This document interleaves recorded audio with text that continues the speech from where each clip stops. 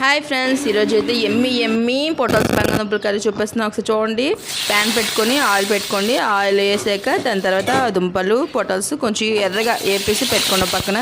దాని తర్వాత అదే ప్యాన్లోని కొంచెం ఆవాలు జీలకర్ర వేసుకొని వేపండి. వేపాక ఉల్లిపాయలు పచ్చిమిర్చి కూడా వేసుకొని వేపండి. వేపాక అది కొంచెం బాగా వేగిన తర్వాత గోల్డెన్ కలర్ వచ్చిన తర్వాత అదే దాంట్లోని ఉల్లిపాయలు పేస్ట్ వేసుకుని వేపుకోండి. వేపుకున్న తర్వాత అల్లం వెల్లుల్లి పేస్ట్ వేసి వేపండి. దాంట్లో కారం, ధనియాల పొడి, పసుపు, జీలకర్ర పొడి వేసుకొని కొంచెం అలాగే వేపండి. వేపిన తర్వాత టమాటా ప్యూరీ వేసుకోండి. టమాటా ప్యూరీ వేసాక వేపుకొని కలుపుకొని దాంట్లోని మనం ముందు వేపు పెట్టుకున్న బంగాళదుంప పొటాల్స్ ఉన్నాయి అవి వేసుకొని కలుపుకోండి. దాని తర్వాత ఉప్పు, గరం మసాలా వేసుకొని కలిపేసి దాంట్లో వాటర్ వేసుకొని కావాల్సినంత ముక్కలు మున్నంత వాటర్ వేసుకొని ఒక 10 నిమిషాలు హై ఫ్లేమ్లోని వేసి ఉడకబెట్టండి.